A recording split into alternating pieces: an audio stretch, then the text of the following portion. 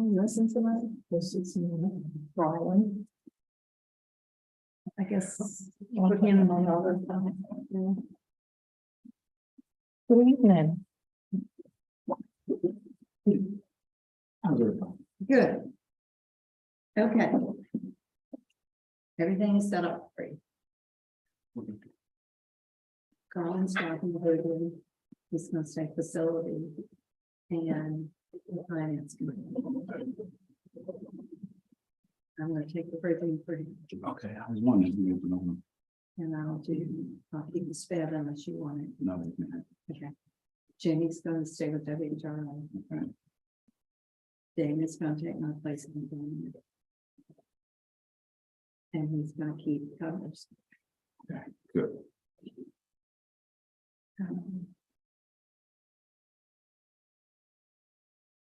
You're going on facilities, Mhm. and then we got some idea. I didn't do, but everything I'm talking about. Okay. Hello. Hey, how you doing, sir? I think I'm in your seat, all right. No, he's ready to go. No. Oh, I've got a different seat. Got a different seat. How are you? Very, very good. No, I had to get those darn pictures. Yeah. Miss Bagley was a lifesaver. I fought the devil. I mean, we tried to send them back and forth, and finally, what time was that night? I can tell you exactly at 2:51 a.m. I was at work, still you at trying, work? yeah, still trying to get them pictures through. And I said, I'm gonna try it one more time, and then finally they went through. Finally. But it was really, really good. I haven't even done that to you, so I have to go start. The only, well, not problem with it is that Anna goes to work and she has to be at work at 2 a.m. So if my phone goes off at night. yeah. You know, Yes. yeah, I'm sleeping with one eye open as it is, so. I know the feeling, because with it now, you know, she works the midnights and, oh, it just. Yeah. When that phone, anything, I mean, your eyes go. Oh, yeah. Plus, I can call from work at any time. You know, somebody got a problem and they need some help on what's going on. I may be able to talk them through it on the phone, or I gotta get up. Yeah. Yeah, didn't mean to do that, Dave, but I just kept trying. No worries, I'm glad we finally got them. But it was it was good for. You've been focused about 4 hours. Yeah. 2 hours over doing the thing. No, the whole Oh, the whole thing, as far as visiting the Visiting. sites. And Oh, wow. Yeah, okay. it was, well, travel time was I haven't a seen. little over an hour each way. Oh, I didn't realize that would be more than. All right, so we're, I was gonna say we're. Otherwise, You're right here. Okay, it doesn't favor that much. It's not all. I'm down like Dana. Okay. Yes. You know what I told you? Now. I told you I got explain. Yeah. Papers. Oh, get yeah, out your yeah, way. I pulled them out. I had Good to sit where? You're down. Throw me around. Yeah. And you're in the. Don't be slammed up though, because I have until February 1 to file. I was like, oh, these three things are running off. Yeah, that's me. Oh, wow. Yes, that's you. Yeah, they threw me around. You never know. Yeah. Yeah. I was thinking. You said. It's all good. Yeah, I don't think I'm taking. Good. Oh, boy.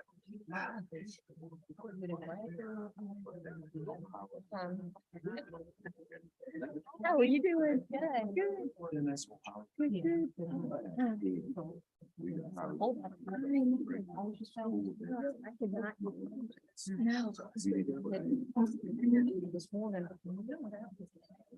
You got moved around. I got moved around. I'm not the board chair. I don't want to be. You the co-chair. Whoever can set the registry. Last weekend, last time I had it on. The whole meeting? No. No, I think, Which LA. Yeah, Jim. What's your point? I hit the gavel on the radio. I said, I still get that heater on my back, you know, my car heater. Oh, man. Somebody on it. That's a say the tricks. Musical chairs. Beautiful chair. I have two blank lamps. Oh, no. 2 years old.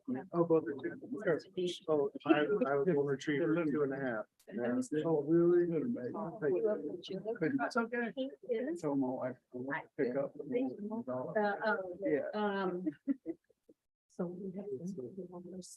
So you pick up one, but you pick up three. And, He's rich. the other one was the only one.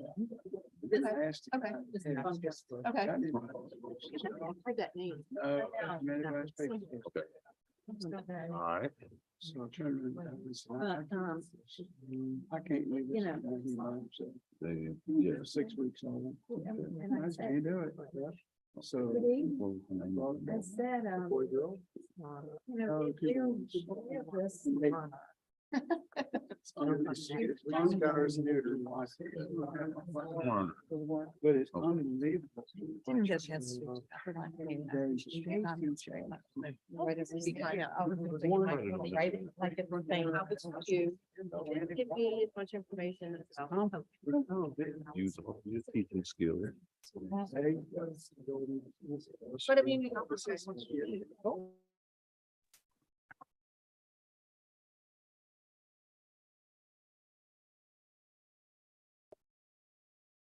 Excited that. You know, Yeah. You should I'm read playing. it. Yeah. How you doing? Staff. Good. Good. Enjoying yourself, yeah. Yeah, it's like really interesting about stuff in it. It's not exactly what I was thinking of, but you don't want to do it. It's in the works. Jessica was quick to get it for me. And I was, when I was in Richmond, when I was looking at my iPad and it wasn't. Sorry. That's a trend. That's which is not so. No, it's not. It's not like, it is. It is just about here. This year. He said a phone. Almost kept trying. We tried to came to the office and we tried. And we just kept trying to I said, well, Anyway, so I sit down and. they went through. I just, my daughter. Had some pictures of the, you know, when the bird come. I didn't send it. I just used the ones that were relevant to the site. Right, you got credit.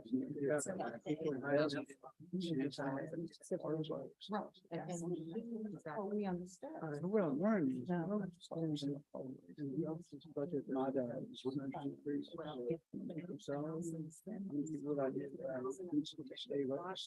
Water treatment.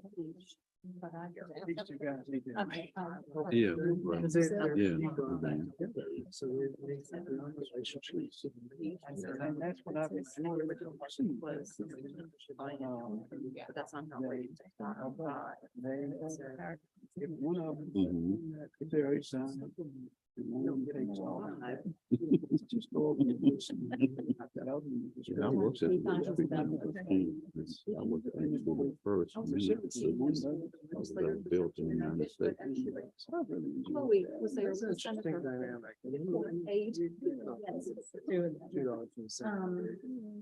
We just.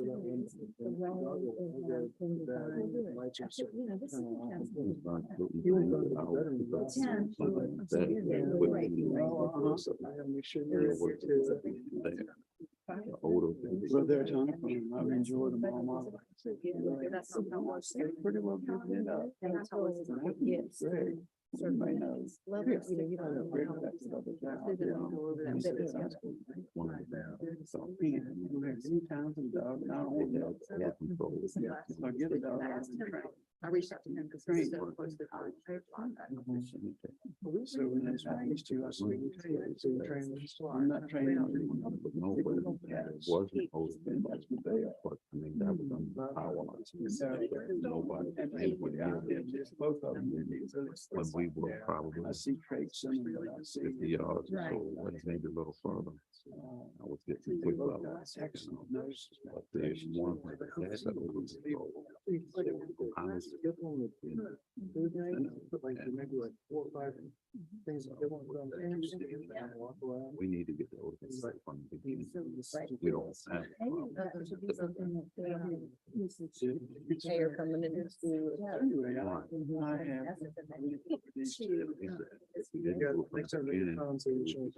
There's no way to get it together. Right. We don't. It's kind of, everybody's having priorities in order. I would say. Right there, school right here, the houses on the side. You know, take years to go through. It's cold, but Other people, I agree with you. I hate something happening in the house. We can't stay close, which is not. I've been away from mine all my life. Well, that's what you're saying. That's what you're saying. You know, that's the Punishment on you. I know what you do. But you do it because you love it. So if I know, the legislature. Embraces 6:30. All right, I will call the January 2023 annual meeting to order. And do I have a motion to go into closed session? So moved. Second. All right, we are in closed session.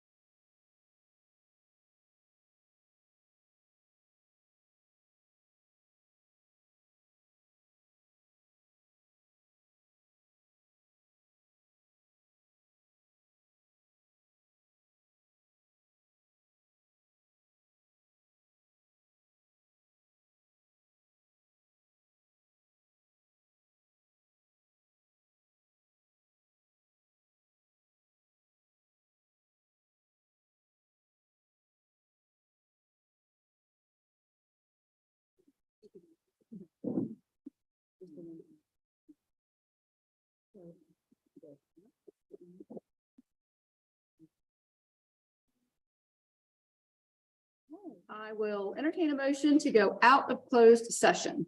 So moved. Want to move them, is there? Second.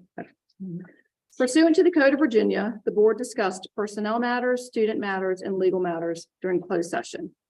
Matters discussed in closed session have been added to the consent agenda and other parts of the agenda as action and information items. Members of the board, please certify that only lawful matters were discussed in closed session. Board members will respond by roll call vote. Dr. Burnett, Yes. Mr. Harrow, Yes. Mrs. McMurtry, Yes. Mr. Reed, Yes. Mrs. Sobchak. Yes. All right, can we all please stand for the Pledge of Allegiance? I pledge allegiance to the flag of the United States of America, and to the republic for which it stands, one nation, indivisible.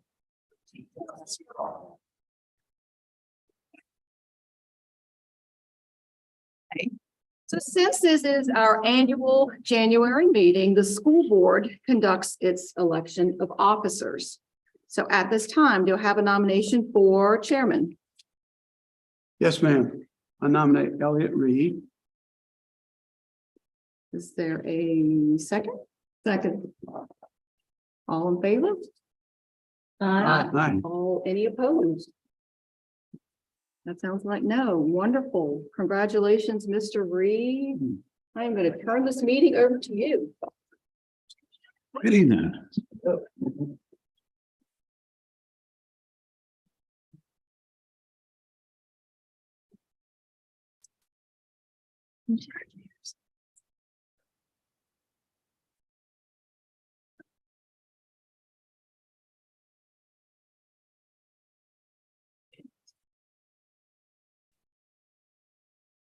First thing, you gotta be able to see what you're doing, right? Yeah. Good evening, everyone. Thank you, board, for having the faith and,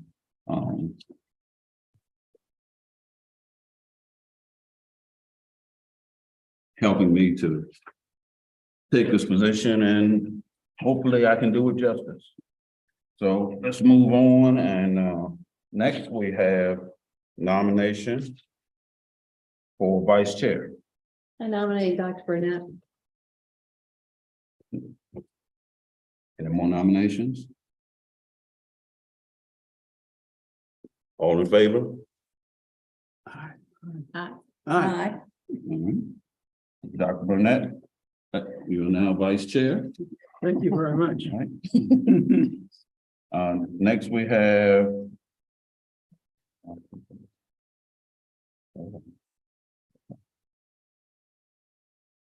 I dropped something.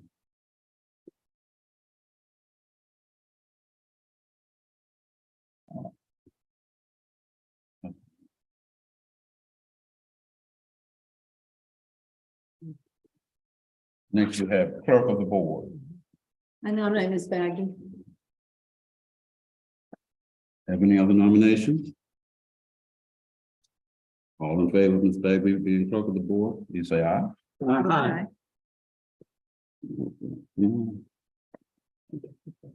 Next we have is deputy clerk. Do we have any nomination for deputy clerk? I nominate Mrs. Murray. Okay. Any other nomination?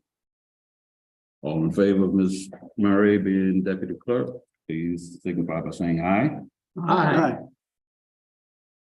Motion so carried.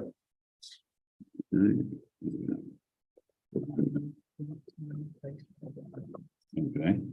Next we have is daytime and place for regular meetings today. We have a nomination for any changes to what that may be.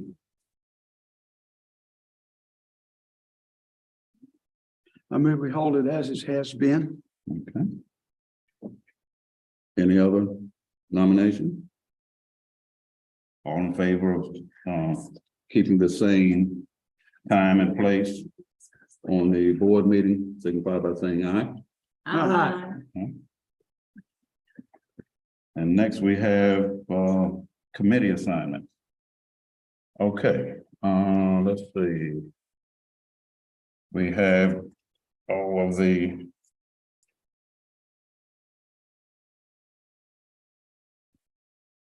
committee assignments. Okay, first we have regional SPED. Do we have any nominations for that? Anyone volunteering for that? I'll continue to do that. Yeah, Okay. they're appointed down. Okay. All right, and next we have, so Ms. Sochek will continue to do special ed. Next we have governor's school. I'll continue to do that. Burnett will continue to do governor's school. Okay, financing. I'll continue to do that. Okay, Garland and Dr. Burnett. Yes. Okay. Facilities. I'll continue to do that. I'll also continue to do that. And Mr. Howard will continue. Bridging communities, I'll take that on. you'll take that. Okay, thank you. WHRO, I'll stay right there. you'll stay there, okay. And expenditure review. I'll go ahead and do that.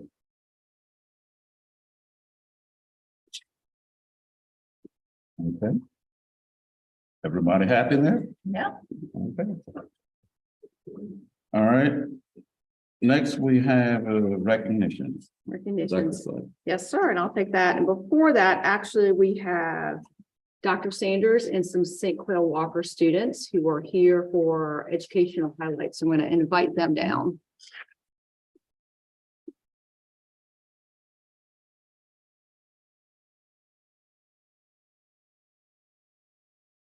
Good evening. Steve? Good evening. So before I turn it over to Mrs. Pollock and our students, I do want to share some great news that we received just before break about St. Clair Walker. We have been redesignated as a school to watch for the 4th time.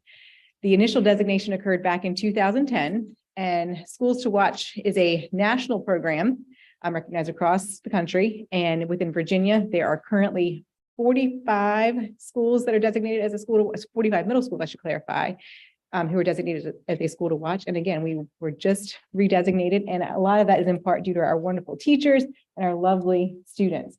So tonight, I'm happy to have Mrs. Pollock, who is one of our 8th grade teachers. She teaches civics and language arts. And then I'm going to turn over to her so she can introduce the students. All right, good evening. I'm Tracy Pozick. I teach civics and economics, and I teach language arts. And I'm really excited to be here with some really great students of ours that have been at St. Clair Walker and also been at the elementary school and have traversed through the schools. I'm not going to speak too much. I may help them get through some of the things that they're talking to you about today, but I'm going to let them introduce themselves. And then they're going to speak about their time here at St. Clair Walker and some projects that they've worked on. Right, the first student we have is Jude. Thank you. My name is Jude Kemp. I've been at the middle school for 6th, 7th, and 8th grade, and I've been at Middlesex County Schools for 5 years, I think now. Jude, do you have any, what was your time in? At St. Clair Walker, since entering 6th grade, 5th grade, 6th grade, and now that you're an 8th grader? Entering 6th grade was really difficult because I came in during the COVID year, and I was a virtual student the entire year. I didn't switch to both. And I think it was challenging coming from the classrooms in the elementary school where we were all together, coming to virtual. And 7th grade was still a little bit weird, but it I got into the groove of getting with all the different teachers. And 8th grade, I think I've liked a lot. I met a lot of really great teachers throughout the time. Has the work been different for you in 8th grade? How do you feel about Yeah, it's gotten progressively harder. that? And I think there are some difficult things sometimes, but it's been like not that bad at all. So you have a project that you wanted to share tonight, that I think you can see on both screens. Can you talk a little bit about that project and how it came to be And why you chose what you did? Yeah, we chose a country to research about Christmas. We picked a country and I picked France, and we did research on how they celebrate Christmas there and their different traditions and some of the food and music they listen to. And I picked France actually because of the World Cup.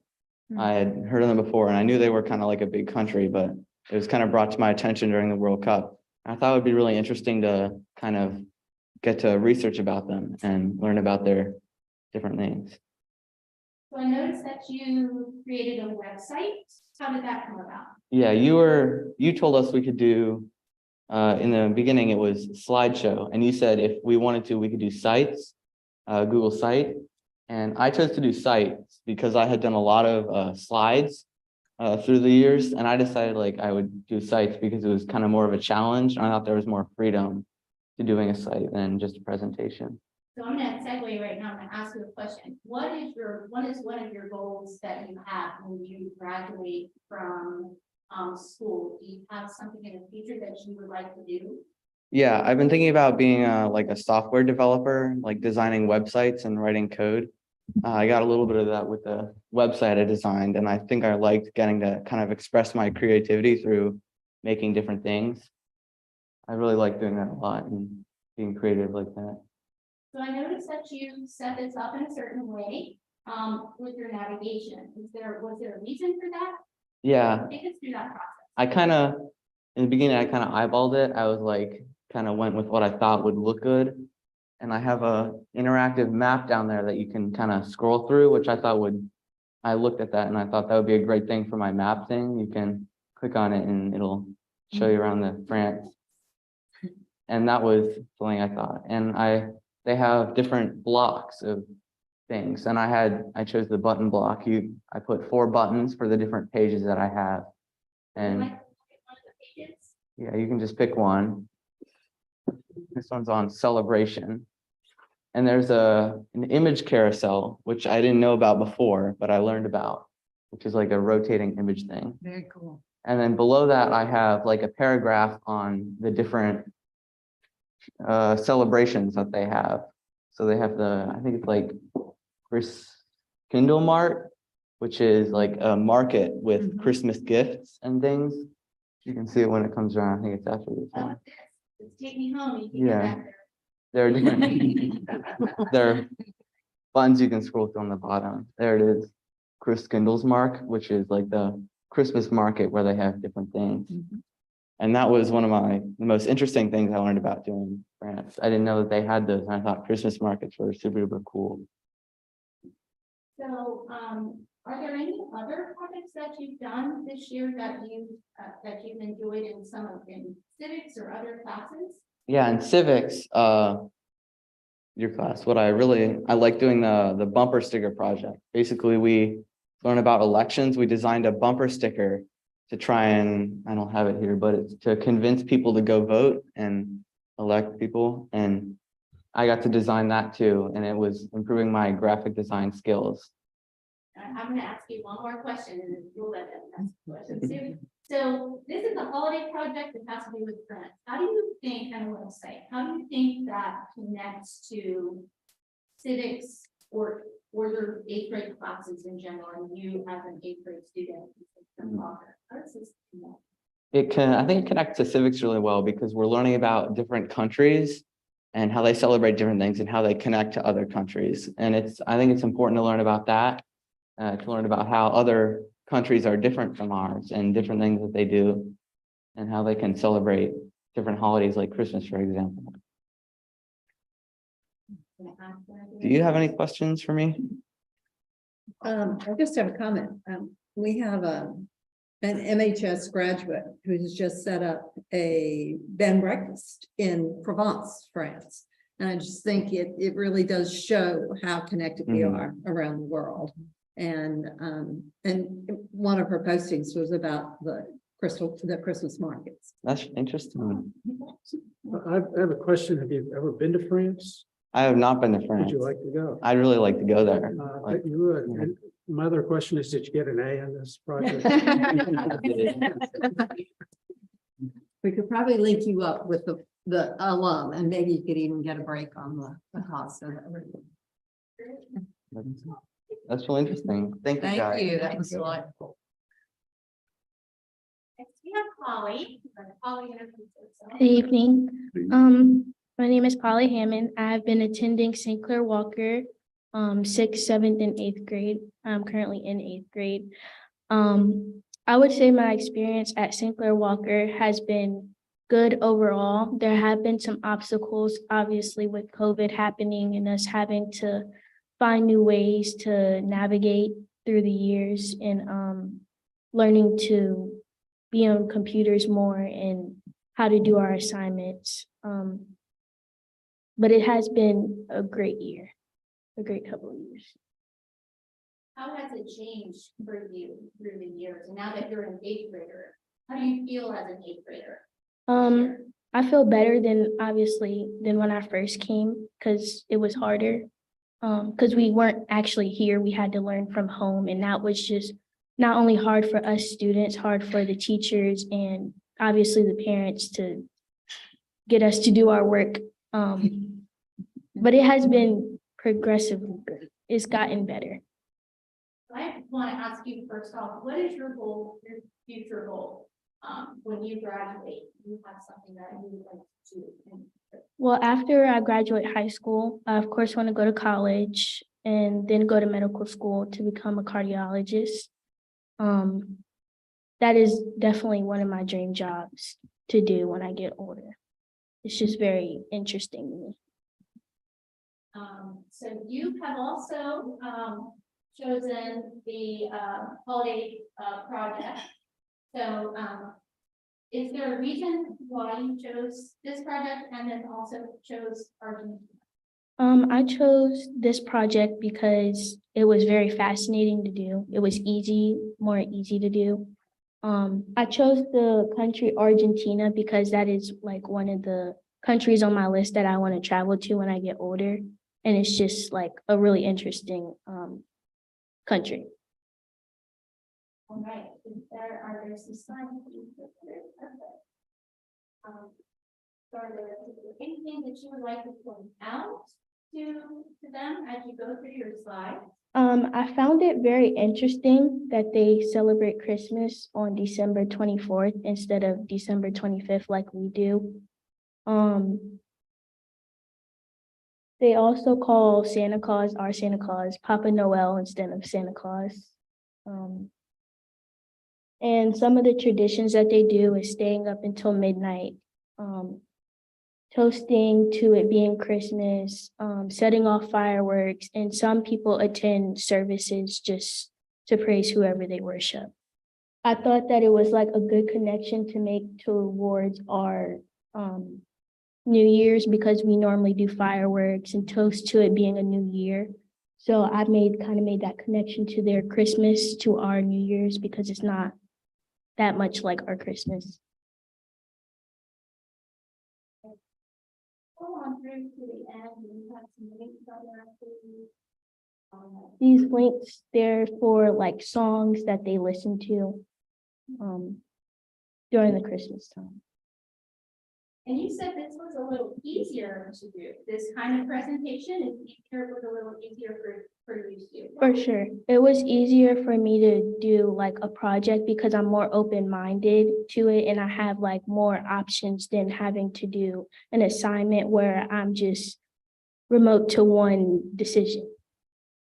Have there been other projects that you have done in other classes or in civics? You mentioned a brochure. Yeah, in civics, we did a brochure on the 3 branches of government.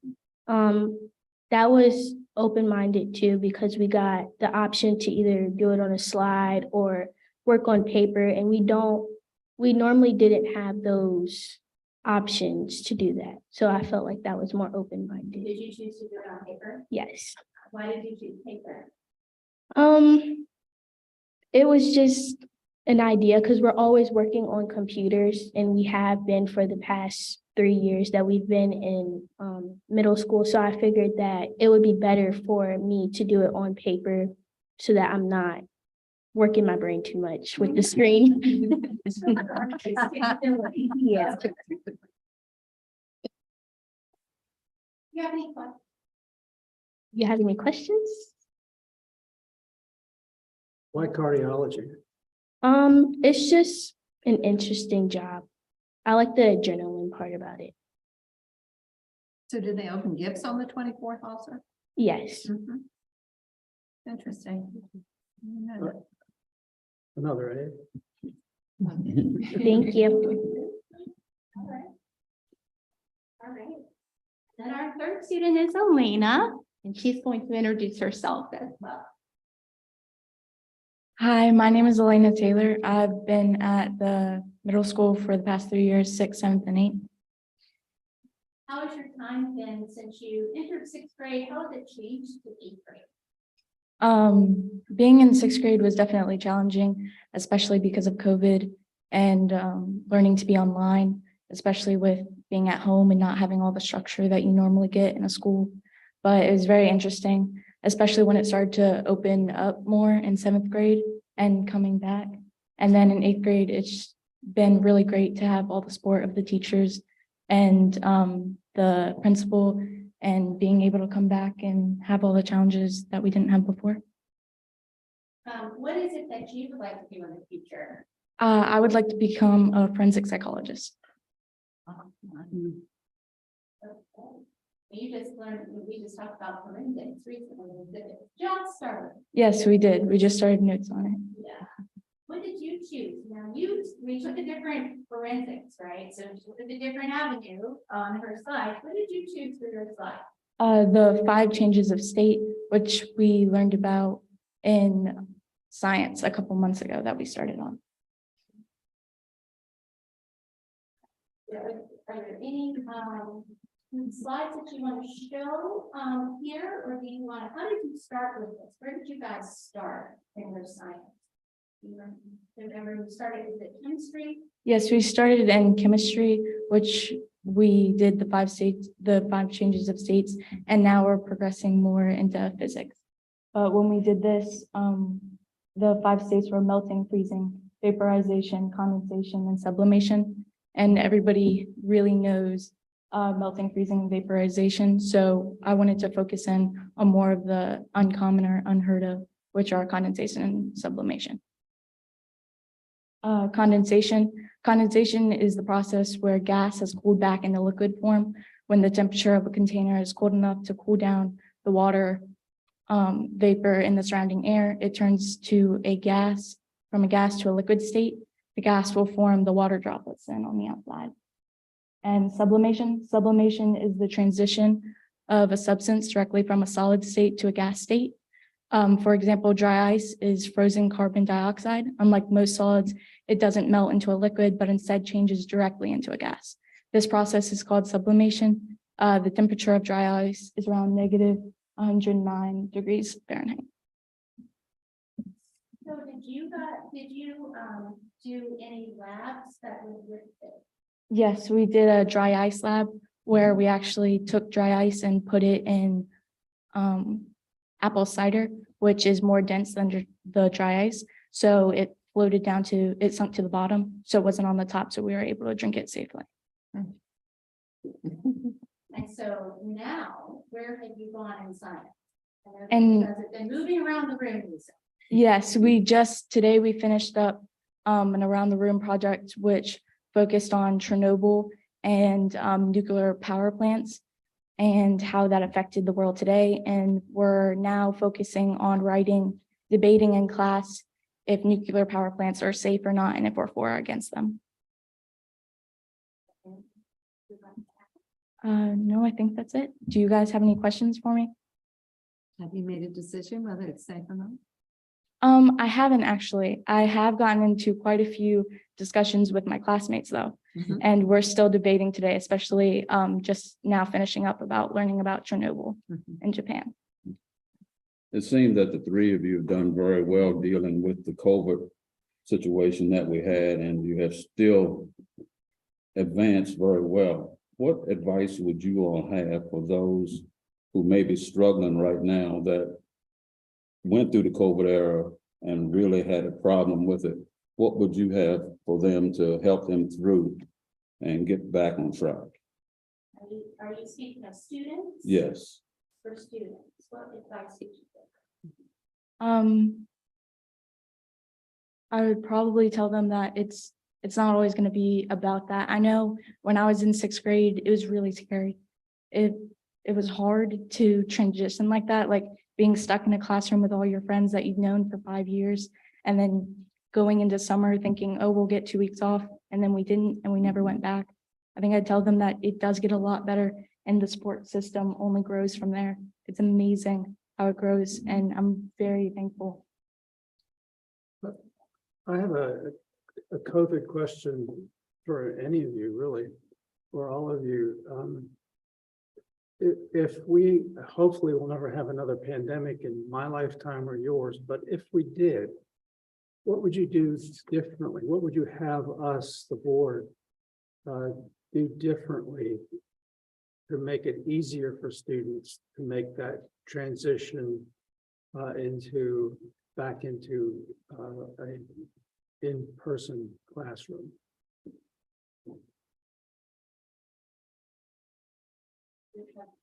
Maybe this time have done differently?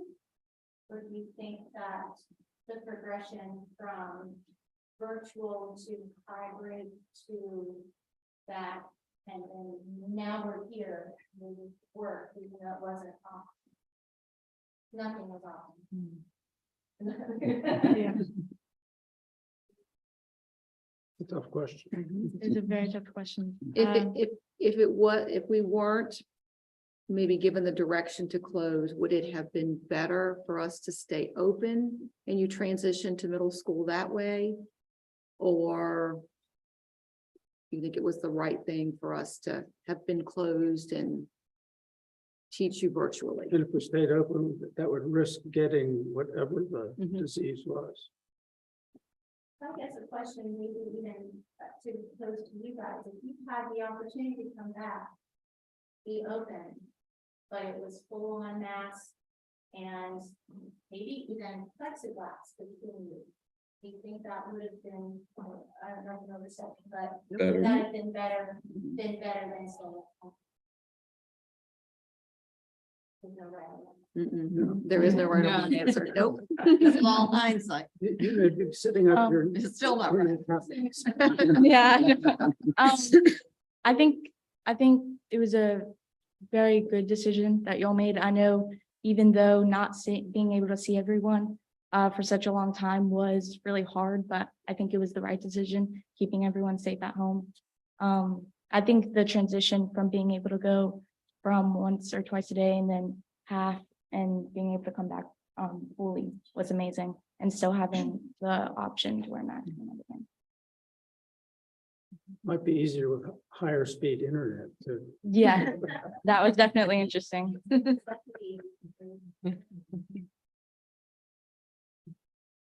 Question for them? I'll close, if you guys don't mind, I'll close up just a little bit. As I spoke with Dr. Sanders when we came in, I had a little bit of writing here just in case, but I thought the proof would be in the pudding and that these marvelous students would say everything that needed to be said. And I think that I hope that you saw that tonight.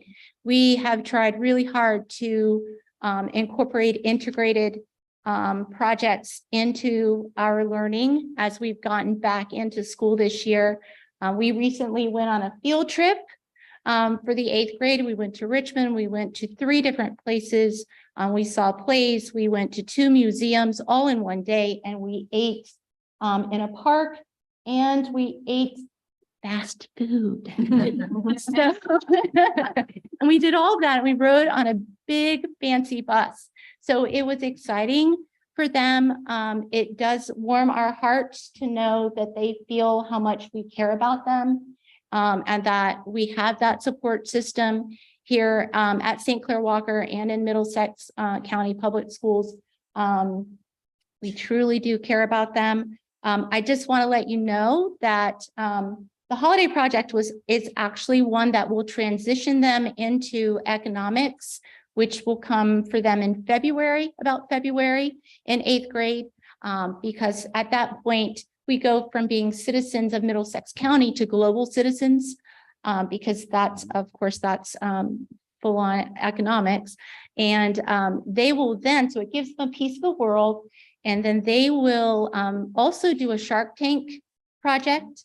And so they will be speaking in front of people again. And they've expressed to me, and we may have some other students, that they would like to come back and visit you. Possibly at that time.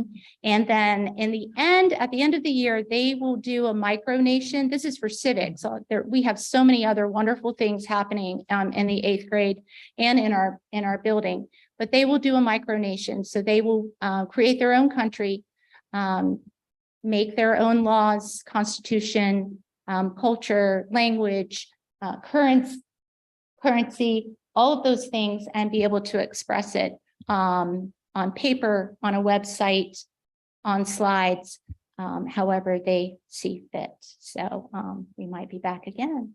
Thank you. Thank you for having me. I'd like to recognize the parents. Would you please stand?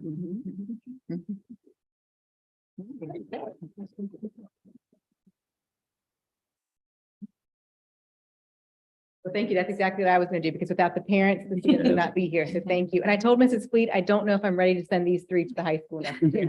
They had a realization in my office this morning. I think they're 5 months of school left, and so, but we're going to try to keep them on. But thank you all for all your hard work, and thank all the teachers. Nice job. So, Very nice job.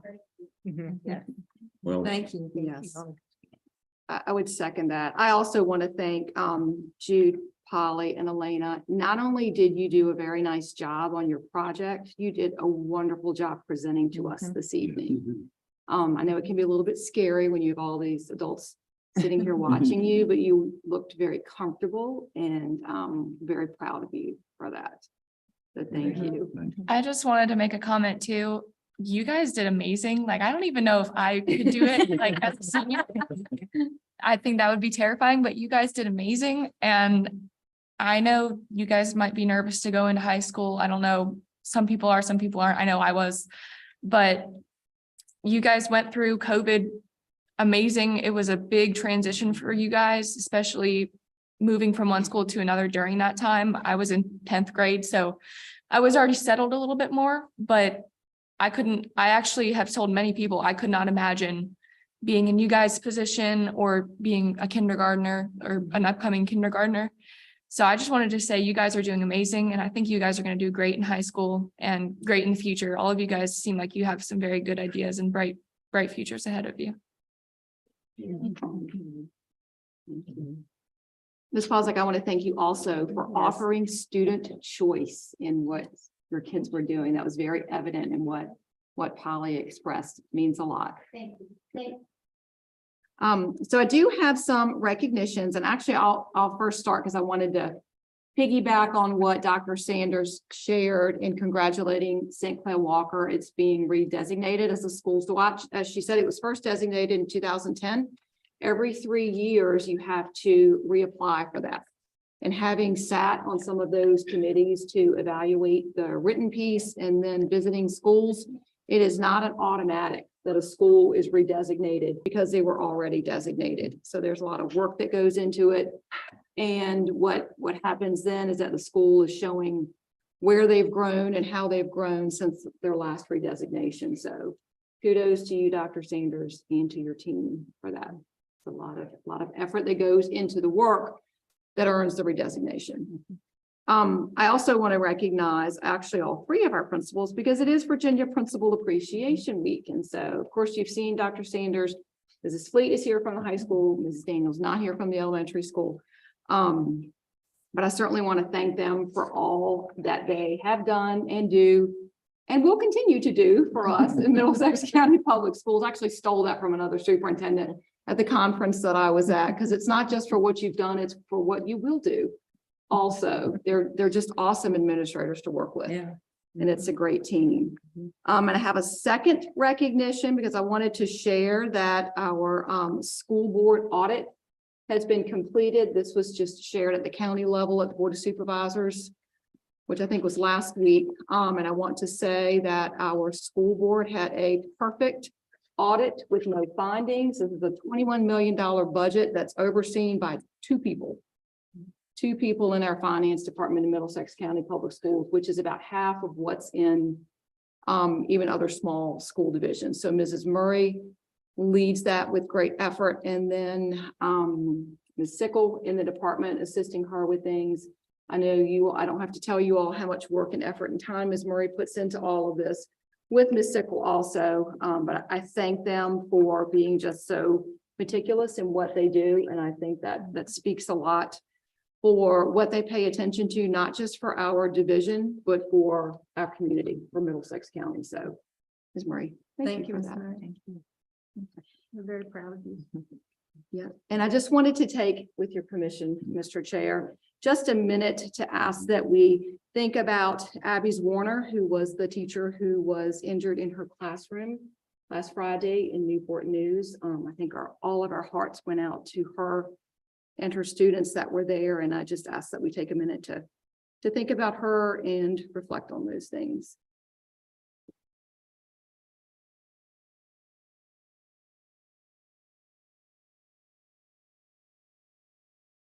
Thank you. Thank you. All right.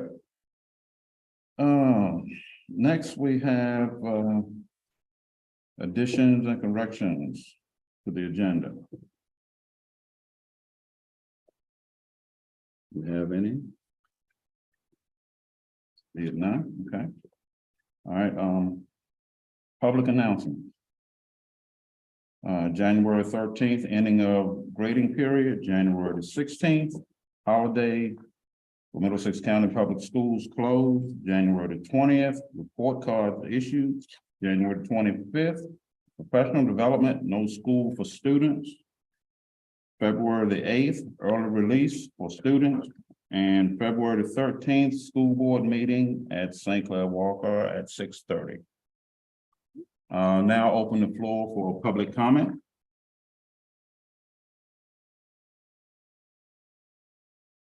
Be it none, now closed.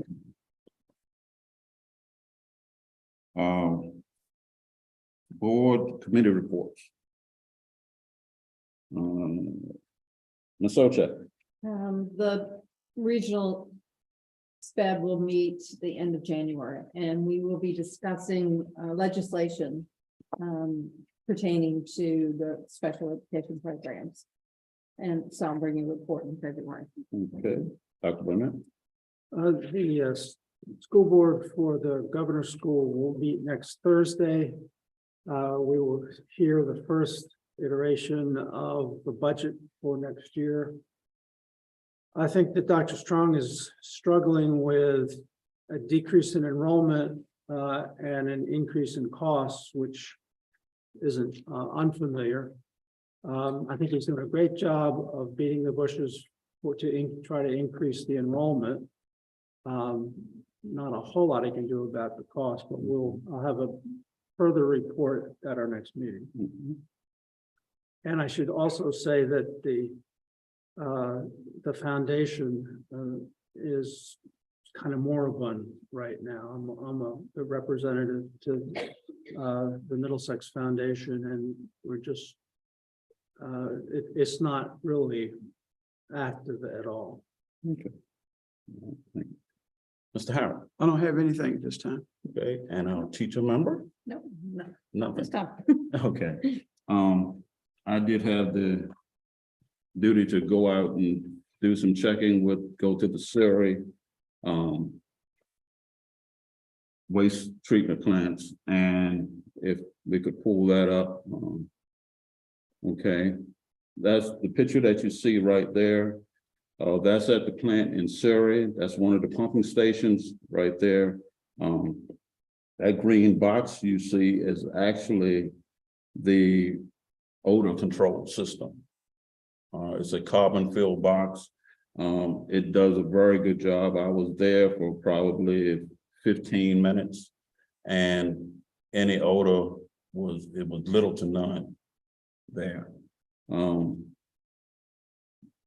That there is the building that was at that plant in Surrey. That is a pressed concrete building. the slabs of it is a press. Where we can actually take that building, it's hard to see the brick pattern in it from here, but it actually looks just like brick. And we can actually take that building and dress it to look to the same aesthetics of St. Clair Walker. With the different colors, the roof color, we can make it look just like St. Clair Walker. Okay? That's at the Matthews plant, at the Matthews pumping station. We had discussion about fencing around the facility and the type of fencing. They said they would have no problem putting up fencing like that, but we wouldn't have the brick columns. And the fencing would be roughly 6 foot high with the flat top. No pointed tops on it, you know, the bars are pointed, nothing like that. So that's the type of fencing that we will be looking at going around that facility. That's also in Matthews. We can go to the next one. Matthews, okay. The generator. There would also be a generator placed at this pumping station. And we talked about facing the generator, putting the generator on the opposite side of the building, away from the school system, so that if the generator was running, it would not, we wouldn't have as much sound on the campus. Okay. You can go to the next one.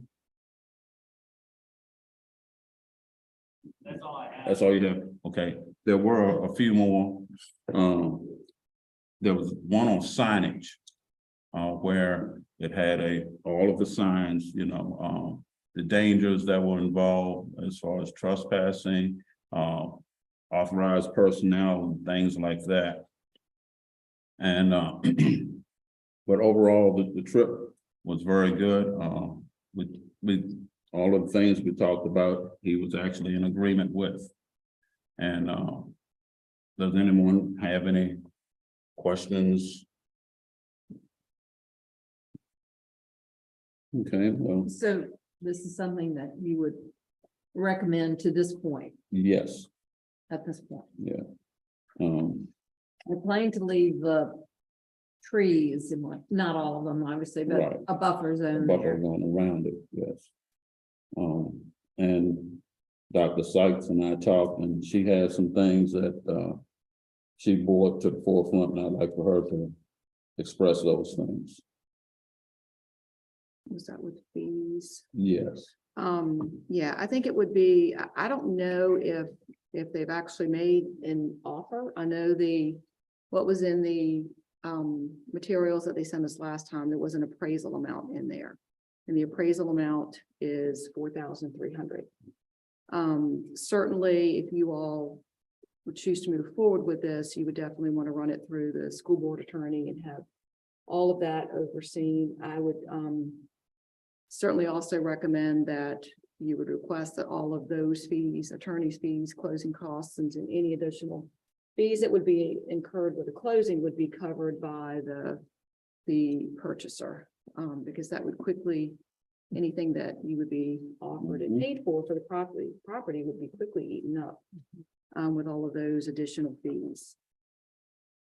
So that would be, after we talked, probably what I would add also for that. Okay, so at this point, what are you all thinking? Will we actually put a motion on the floor to enter into negotiation with Hampton Road Sanitation on this piece of property and move forward with it? It would not be a negotiation at this point if we accept the offer, correct? Or is that an offer, or is that? I don't know that they've given you an offer. Oh, they never did. I don't think that. Well, was I mean, they included, in everything they sent us, all of the, certainly the design work of what the facility would look like, things that would be added. And then I would certainly request the things that Mr. Reed did see. Like I said, there was an appraisal done. They did pay for an appraisal of the property, and Sure. in that, there is what they have is an appraised amount Right. for the 0.5, I forget the exact amount of acreage that was in there, but I don't believe at the last meeting that they said that that was what they were offering. I would move that we continue the discussions, which may lead to an offer for the property. And I'd also like to make sure that they have purchased the other piece before we move forward. In other words, I don't want to sell them something if that original piece has not been purchased. Right, but that was in negotiations also. Yes. Yes. Okay. And I would also ask, just for everyone's knowledge too, there's that, the reason that they're coming to you is because it will be a significant savings to the county in the sewer project. And I would want to know exactly what that savings amount is for, if you all move forward with the purchase of that acreage, what that saves the county also. Maybe at the next finance meeting, they could find that out. Okay. Okay, so Dr. Burnett, what was your, That we continue discussions, that with the purchaser, which may lead to an offer on their part. okay, putting that as a motion? Yes. Okay, do I have a second? Second. All right, all in favor? Aye. Motion is so carried.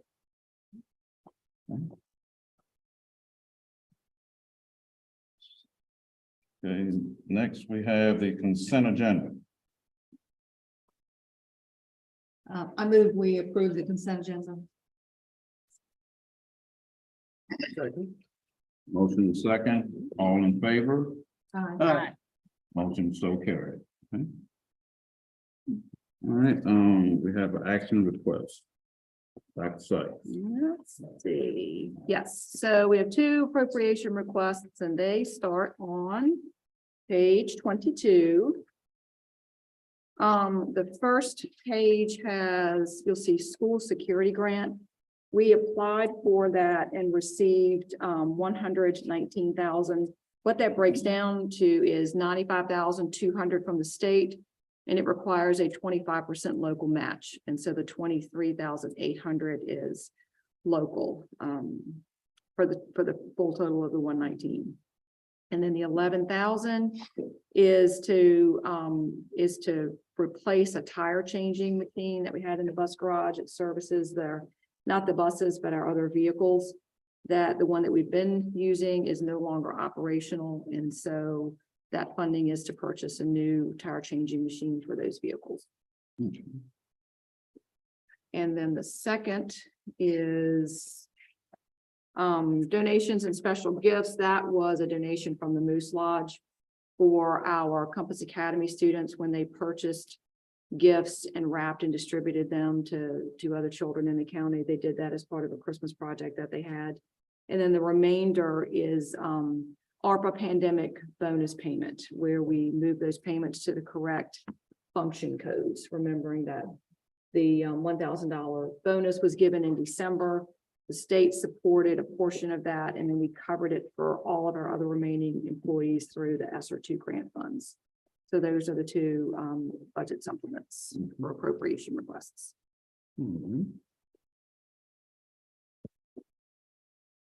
I move we approve the appropriation request. Second. Moving proper second, question? All in favor? Aye. Motion is so carried. All right, next we have information items. Well, we have a policy revision. Oh, okay. Yep. Oh, I'm sorry, Ms. That's all right. All right, so policy revision on page 26. And so this is the third time you're seeing it, but it's a second reading. And that's just because in last month's packet, we had the incorrect version. And so last month, November, you saw it at first read. In the December packet, like I said, we didn't catch it until afterwards. It was the incorrect version of it. So this really is the second reading of this version of it, where we've adjusted the meal reimbursement for conferences and such. And then there's just a piece that we take out. So we're not listing you cannot exceed this per day, because it was kind of redundant to have that in there when we have the other amounts. And so we are seeking your approval on second reading that's done for that. Okay. All right, do we have a motion to approve on second reading? So moved. Second. Moving proper second, question? All in favor? Aye. Motion is so carried. All right, next we have information items. Dr. Bishop. Good evening. The school board and I'm going to report on the January 25th professional development that we're training that we have professional development and a work day on January 25th. We have a sexual abuse awareness training sponsored by VCU and CDC, and it's a Presidium training. They provide the professional development. It's a study that we've partnered with them. It's a 30-minute training. We also have a science of reading training with our letters cohort teachers, building thinking math classrooms with our K through 12 math teachers.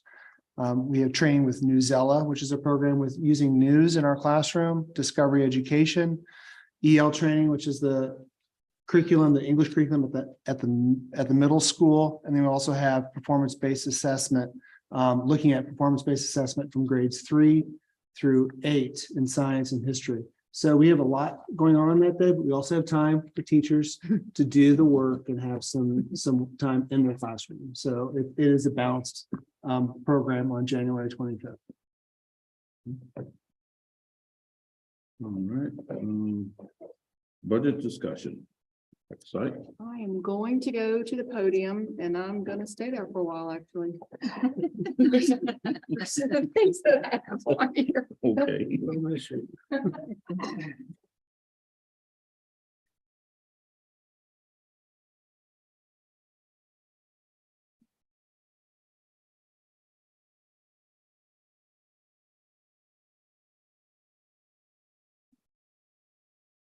All right, so tonight is, I've listed it as a budget discussion. What it'll be is letting you know some of the things that I do know, although there's still a lot of what we don't know. Karen and I were just at VASBO, hoping to get a little bit more information than we got. There wasn't a lot of new information. Some of what we learned is that there is a lot of surplus money in the state right now, and things are still looking better than what was forecast. And so the governor's budget does contain a lot of tax cuts. The Jim Regenbaugh, who presented his opinion, was he doesn't think that all of those will pass. And so if that's the case, that could benefit us in schools a little bit more, because there would be money left there that doesn't go back in tax cuts. And so that's part of what the session starts on Wednesday. It's a short session. Hopefully that means they end with a budget. So we're going to be positive about that. We have been meeting with Ms. Murray and I have been meeting with principals and directors and really going through their budgets to see what all is needed. And we always ask them to bring budgets to us with all of their asks in it. And we go through that to see what we are able to do and what we may not be able to do fully, what we may be able to. Fortunately, right now, we still have ESSER funds and anything that we can still build into that, we're able to do that. And so going forward, I will go through what we do know. So the variables related to funding, going into FY24, we're going to base the budget on an ADM of 1150. This year's budget is based on 1100. And so that gives us 50 more students for next year. And in a small division, that can be a significant amount of money for us. The next two pieces are really kind of just reminders that SOQ funded positions for us actually is only about 49% of our positions, which means 51% of the positions that we have and that we need to fully operate don't receive any funding. When we look at how the state funds for SOQ funded positions, there's 51% of them, we don't receive any money from the state. To make that sound even worse is when we look at our composite index in Middlesex, it is a 0.6324, which means just under 37% of funds come from the state and everything else has to be absorbed by the locality. We re-benchmark every 2 years. And so next year we'll see what that looks like, if there's any shift in it at all. We went up slightly last year when they re-benchmarked. You haven't heard anything about SOQ changing, have you? Inclusion of others. No, I haven't. Not any different. That's certainly a big push on our end for the state to consider that. So what Mrs. Sochek is referring to is back in 2008, I believe, when there were funds were going down, they just eliminated, or they put a cap on what they counted as SOQ funded. And so a support cap. Karen probably can give you more specifics on that, but that's kind of an overview of what that is. So every year we go back and fight and say, and please give us money for those positions that are very much needed, but they've not budged a whole lot on that. So Was that an arbitrary cap? Was there some rationale, some criteria? I don't know that I have the answer for you for that, because when all of that took place, I was not in a position that I paid attention to that. And so I don't want to tell you that, I don't want to give you misinformation. I don't know that Karen was even in her role in school finance. I know I can go back to 2008 is the information that I've been told, but I don't have the specifics on that. Just curious.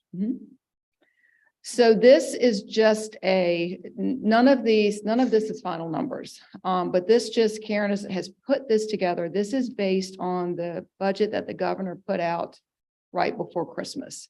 And so it just shows where we've got some increases, if we've got any little decreases at all, if the budget were to stay exactly like it is right now, which we know it won't, because there's, both sides have their budget, and then we come to, hopefully, like I said, at the end of the session, then we'll have a budget that is approved by the governor. So we'll expect some changes in this. It is based on, like I said, the 1150 ADM that we're going to use. It's how she plugged it in there. So if it were to stay like this, you see that we would have 6.79% increase in what we have received or receiving currently. So that's just kind of an overview of where we could be. And so then, of course, there's always additional costs as we go into every year, first of which is compensation. So I'm going to explain a little bit what this slide here means. And I know I've been speaking to some of you about it already. So last year when we worked on the budget, Governor Northam's budget proposed a 10% teacher compensation increase over the biennium. And so we moved forward with a 7% increase last year, looking at a 3% increase, or at least a 3% increase to salaries for this year. The way that that's funded through the state is the larger portion of we get back, and Karen's going to correct me if I say something wrong here. The larger portion of what we get back is in the second year. And so we got a little bit less last year than we would get for the entire compensation supplement piece. So if you look at what's above the line there, a 3% compensation increase would cost us $374,000, but we get $354,415 from the state, leaving just under $20,000 that the locality has to support there. However, when the budget was finalized, that's not exactly how it read. It read 5% each year over the 2-year biennium, meaning we would have to give 5% one year and then a full 5% the second year in order to receive the entire amount. And so how that breaks down in the next two pieces below the line. So if we give the 3% this year, which is what we had looked at, you'll see the cost is still $374,000, but we don't get the full, or we would not get the full $354,000. It's a prorated amount, and so it's $212,000. So it's an additional cost to the locality of $161,000. In order to receive the full, if it stays like this and there aren't any changes that come out before the budget is approved, to give a 5% increase, you'll see that the cost is $629,000. We do get the full $354,000 from the state, but it's an additional then $274,585 for the locality. And so I give you that information now. We are hopeful, and we've had some other conversations with other superintendents. We're hopeful that that could change. I don't know that it will. And so that we'll have to just plan for as we get close to the final piece. I spoke with one superintendent who last year gave the full 10% last year, and they will find themselves in a situation where if they don't give 5 this year, they don't get their full amount either. So it's a little bit different than what divisions have been able to do. And that's how we moved forward, believing that it would stay that way. And, but that did change. Remember that we didn't have a final budget from the state until June, where we had already passed ours, signed contracts and everything at that point by the time we had a final budget, the state had a final budget. So those are things to keep in mind as we move through really the next month when I'd come back and bring you a budget. The next cost is health insurance. I don't know if you remember when I came to you last month, I told you that it could be up to 8%, and we were hoping it was going to be lower. And now I come to tell you that it could be up to 14.2%. So the cost to us for that is $206,000. And what the difference is, and actually our broker didn't want to give us this news because he knew that we would be very disappointed and not happy about this, but there's a new credibility formula that they use. And then they've moved to what I shared last month was that they look back over a 12-month period. And so we were hoping as we got into the last quarter, some of our higher claims would drop off because we were out of that window. And they did. However, when they changed the formula of how they now calculate these, the rates and things, they extended it back over a 24-month period. So everything that was large that was dropping off for us is now back on us. So it's that combined with additional fees and things like that. There's increased weighting on manual claims. I honestly don't know what that means because I'm not an insurance agent, but those are the questions that we've asked. I did communicate that this was very difficult for us to swallow and certainly impacts a lot of decisions that we have to make here. So things to think about in the next month as we finalize the budget is last year we had an 11% increase and the school division absorbed all of that. None of that was passed on. And so this year we'll have to make that decision again. Do we absorb the entire increase, which is a $200,000 cost to us, or do we come up with some sort of splitting and sharing where employer absorbs some of it's passed on to employee? Those are things to think about. And then that just takes us back to the slide I just mentioned on the compensation piece. You've got to, what does that balance look like? Again, we're hoping that he's gone back to Anthem, and I'm hoping that this will be at least a little bit less than what he just gave us last week. I think he gave us this number. Yeah. Hoping that that could look a little bit better, but it could be as high as that. What percentage of our staff avail themselves of our insurance? Oh, most of them. It's probably 75%. Yeah, it's at least that. Actually, it has to be 75 to 80% To be in order to be in the program. Yeah.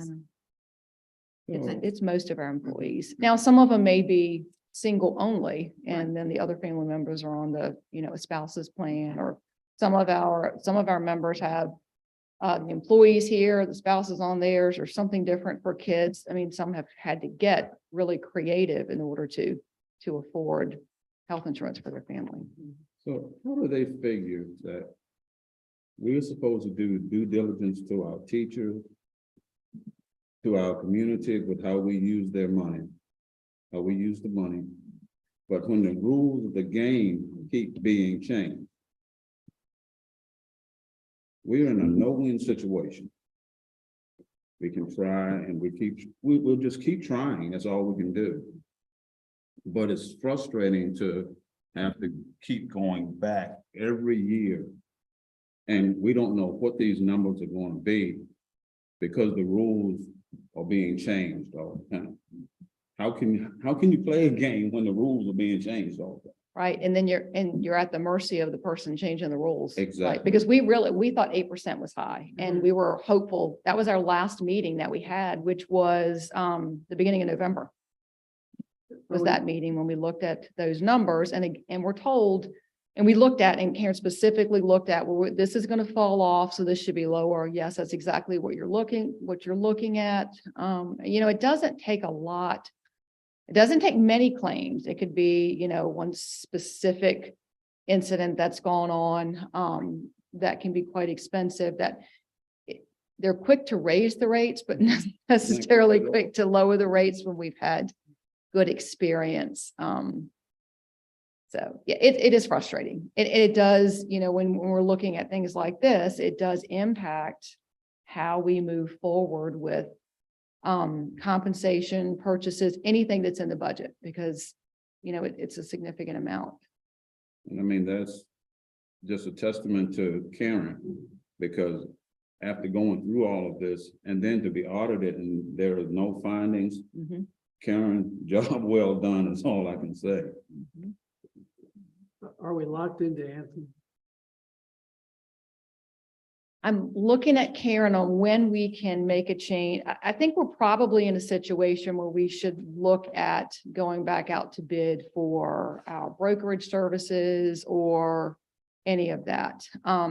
Some insurances, because this was in one of the, I think one of the budget surveys or something, and an employee brought up Cigna, which is what a neighboring division had.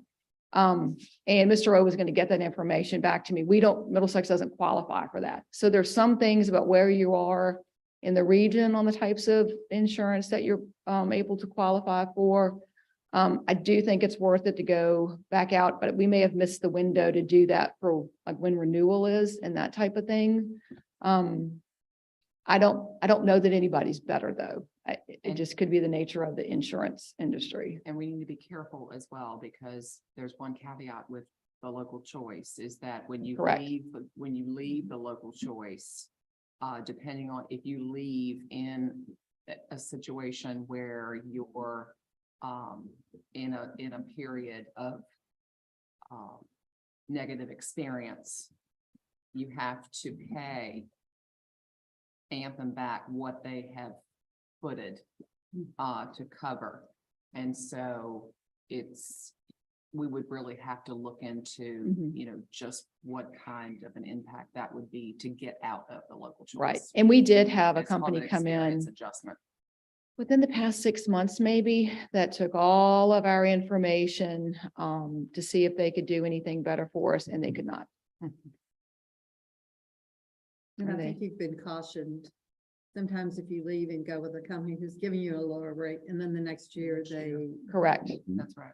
Correct. And I have been cautioned about that. So it can, and there's lots of brokerage companies out there that would like your business. And I understand that that's what tends to happen, is that they give you better rates for you to join them. And then the next year they just can almost double those for you.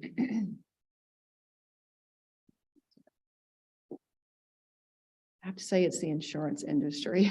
You know.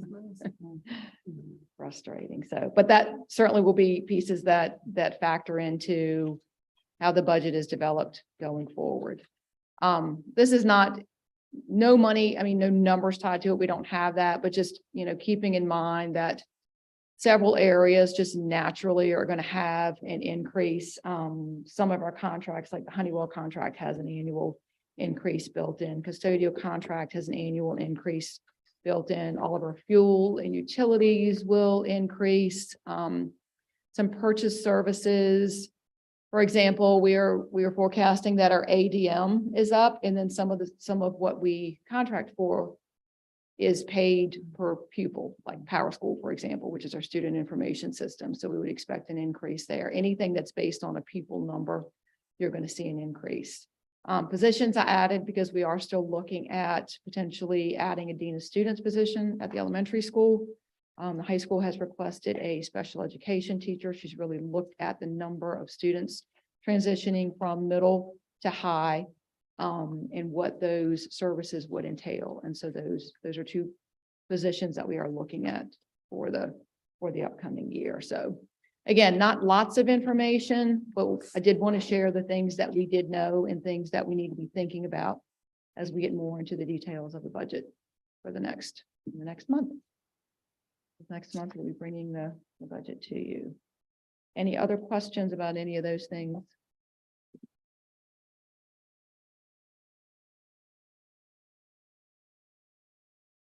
Right.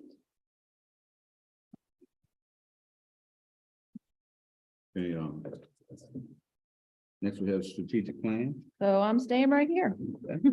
Dr. Bishop's going to join me though for Okay. strategic plan.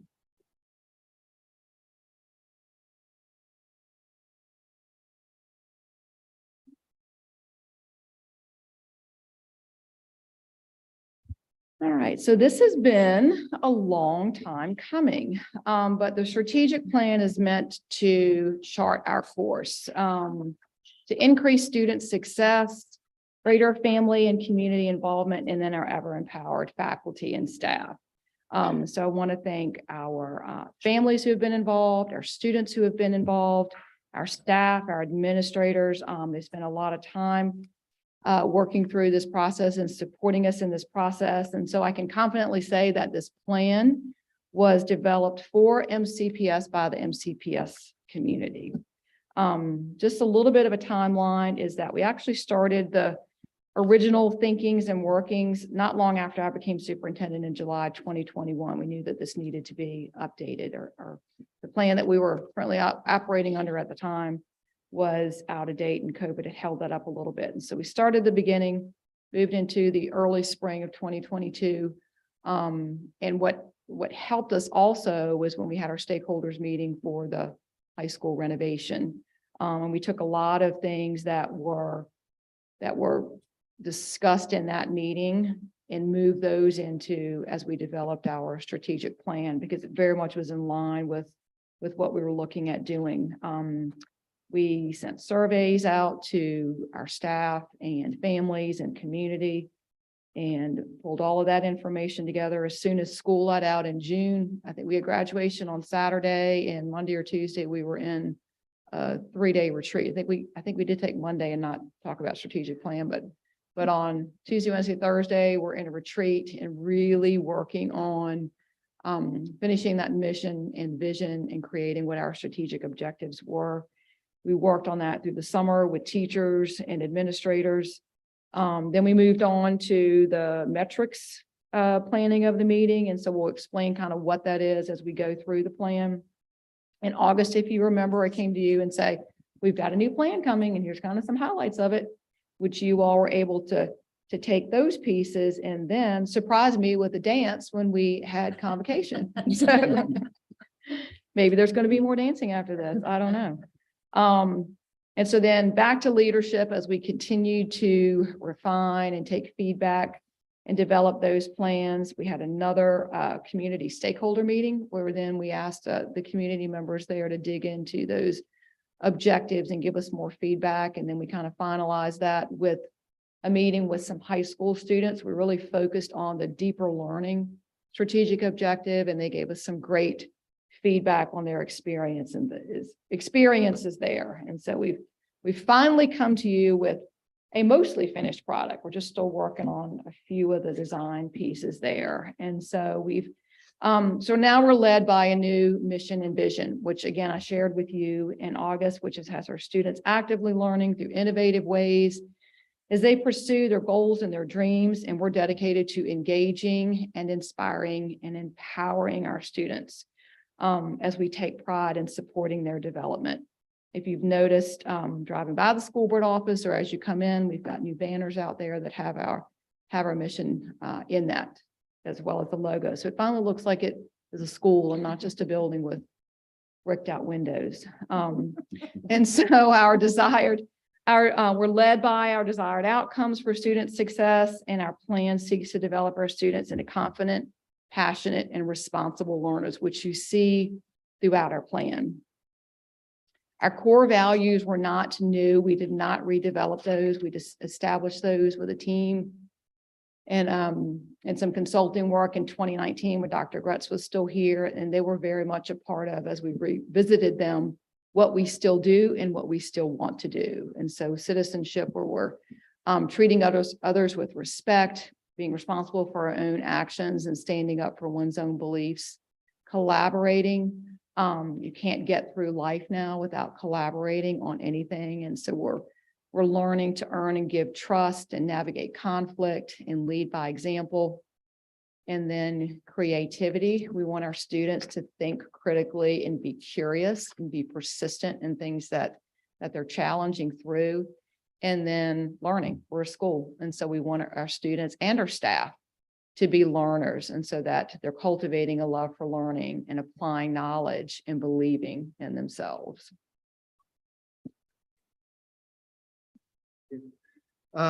So we're going to go into the 4 key priorities, and those are led by our strategic objectives. And the strategic objectives are those big picture items, those 4 big pictures items, and then beyond that are strategies. So those are going to help us accomplish those goals. And then we have metrics that are not necessarily in this presentation, but they will be part of that complete. We're complete with those. We finalize those metrics, and those are going to kind of hold us accountable to achieve our goals.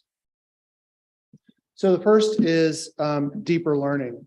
And so this was developed by our MCPS community, and our students have diverse educational opportunities that promote confidence, passion, and responsibility. And looking at the strategies, you can read those, about preparing and supporting staff to provide that learning experience, identifying those needs and passions of the students.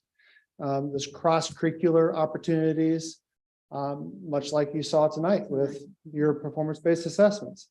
There's ownership and through goal setting and active learning and developing their imagination and creativity. As you can see, they're just kind of really with the mission and the vision and our core values. It kind of all bleeds in together, and it took a lot of time to do this.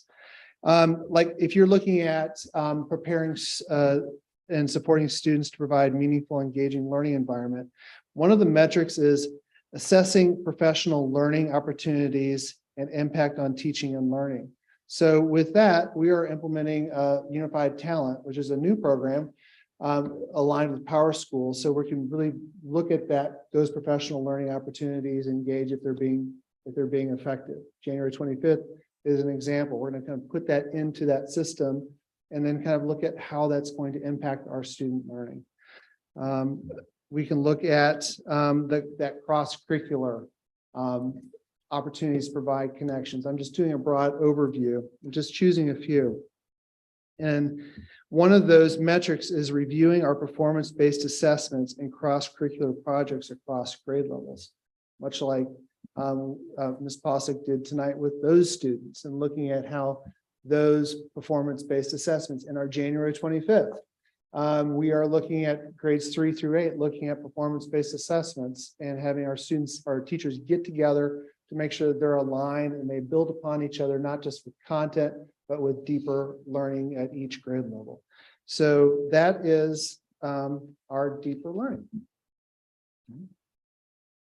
All right, so for the positive learning environment, we're going to provide a safe and supportive learning environment that meets the needs of the school community. So everyone in our community. And again, you'll see each of our strategic objectives have 5 strategies listed underneath of it. And so what I won't do is read you all of those. But I can, just like Dr. Bishop just shared. So for example, if we're looking at providing resources and training that support student and faculty well-being socially, emotionally, and physically, we will evaluate our school climate data survey in order to get some of that information. So each year, DCJS school climate, our schools have to give a survey there, and we're given access to that data. It's pretty comprehensive. And so we take that and review that and use that data to help make any adjustments that may need to be made, address any areas maybe that need to be addressed when we're looking at, because a lot of it is based on how staff feels and how students feel in their schools. And it gives some questions about examples, and students and staff can answer questions there. And then we get that data that we can use that data. Also within that strategy, we'll monitor trends in student behavior and discipline and threat assessments, child study referrals, counsel referral forms. So all of that is data that we do have. And what we'll be able to do is pull all of that. We're already talking about scheduling meetings now with the principals on looking specifically at some of those data that we can help see what are the trends and where, again, are there places that we need to make some adjustments in our practices, or do we even need to make some adjustments in where we are present for when things may happen? So it's pulling what we do have and looking at that as we go forward. That'll help us as we evaluate whether we're meeting that strategic objective. When it comes to developing and supporting inclusive and healthy learning environments and building a culture of belonging for students and families, we've talked about how do we evaluate that? How do we monitor that? What does that look like? And so evaluating students' capacity to identify a school-based adult that they have a connection with. And doing that through surveys and other types of things. So again, we're getting the information from the student. And so we can use that in helping our adults understand how better to meet the needs of our students that maybe aren't on the academic side of things, but are very much important to their learning and everyday being in our schools. Maybe measuring attendance at school-based extracurricular activities, because that shows if there's another connection that students have. Coming to school isn't just about the learning that's done in the classroom, but what other connections do our students have? Because the more connections they have, and certainly athletics are a big part of that, there's more of a connection to the school as a whole, and we can meet, their academic needs and the other needs that they may have. And so that's an overview of positive learning environment. The last of this is promote healthy lifestyle choices. Is there, how are we going to do that? Yeah, that's a good question. And so, because what we want to be able to do is look at programs that we've implemented maybe, and that would be a first start as we're looking at what we have implemented that promotes their social being or their emotional being. You've heard a lot about social emotional learning, especially with COVID, and the students who were here this evening spoke about that. So again, it could be what have we implemented, and looking at the success of any programs that we have implemented. And if we've not implemented anything, it's taking some of the data that we are able to gather and what do we need to look at bringing into the schools. All three schools are very different. Any of you that are in education know that the needs of an elementary student are different than the needs of a middle school student and different than the needs of a high school student in some of those specific areas. All in all, we want to know that our students have really the support that they need. And so it's first for us is trying to determine if we have programs in place that meet those needs. And if we don't, what do those programs look like and how do we get them implemented? What role do parents play in the positive learning environment? So that certainly they are our partners. And as we communicate this out this is not just here's school board, here's our strategic plan, and now we're going to put this on the shelf and we've checked the box and we're closed now for the next 6 years and we don't have to look at it. We'll start with our communication to the parents also. We know that a strong partnership between the schools and the parents is only makes the experience better for the students. We recognize and it's kind of interwoven throughout some of the objectives also, especially when we get into the community piece.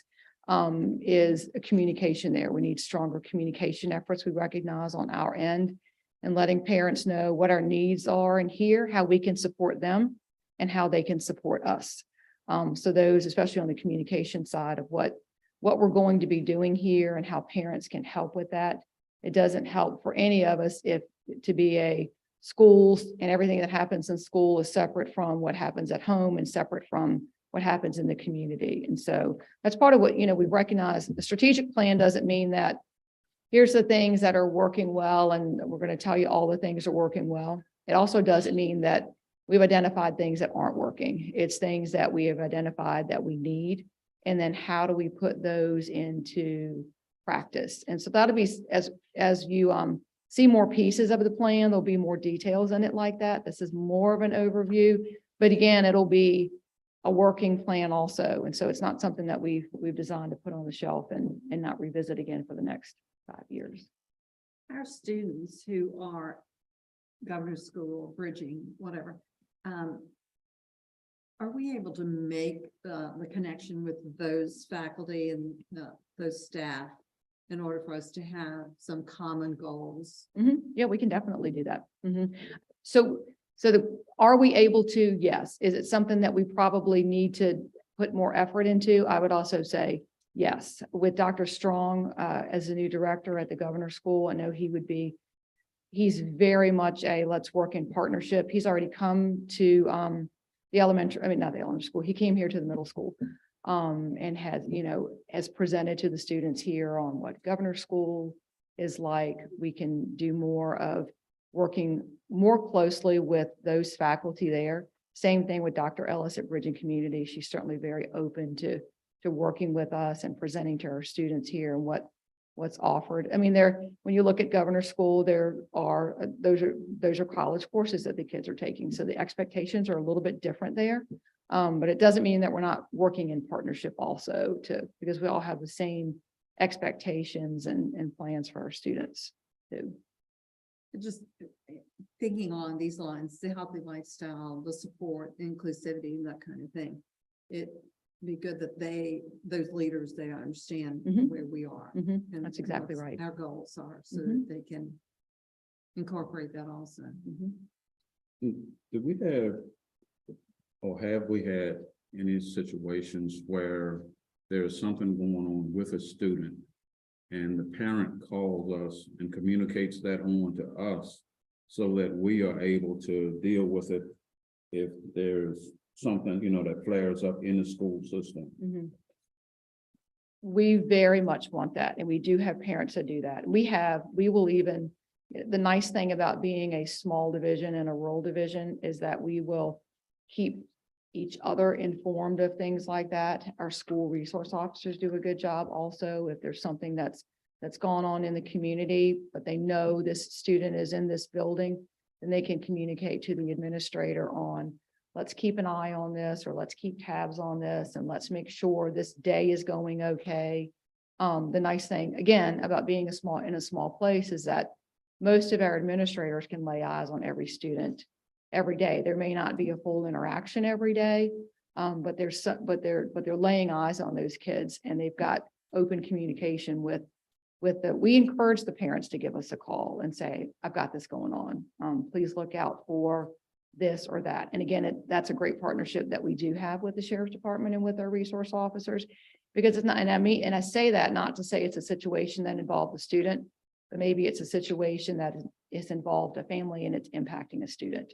And just so that we can keep our eyes and ears open for what they may need on any given day when they are at school.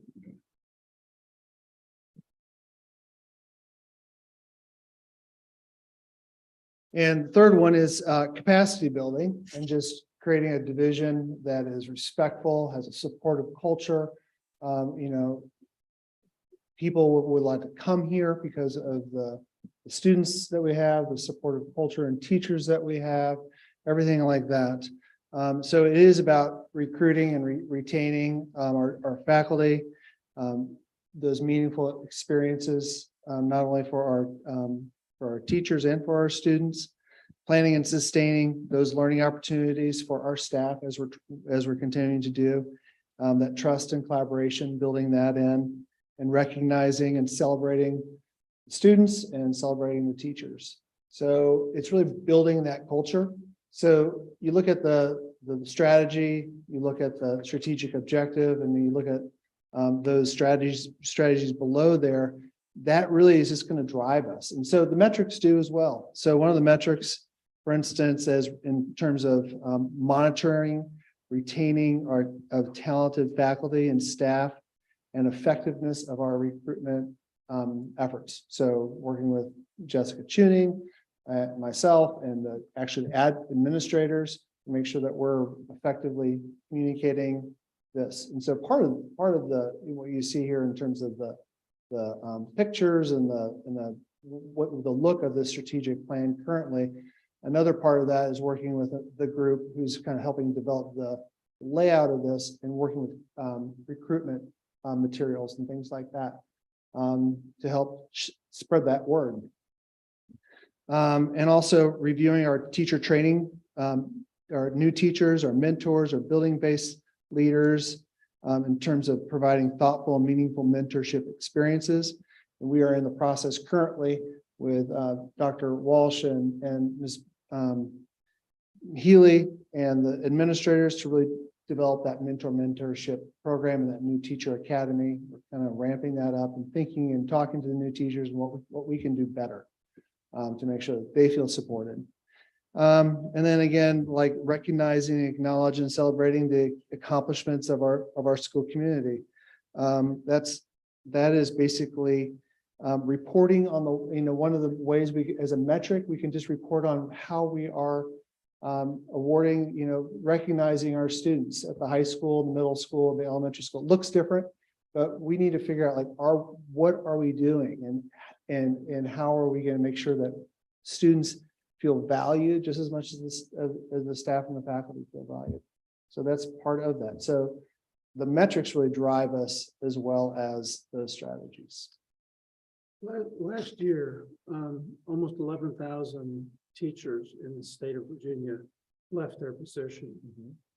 And school divisions statewide were only able to fill those positions with just a little over 7,000 fully qualified teachers.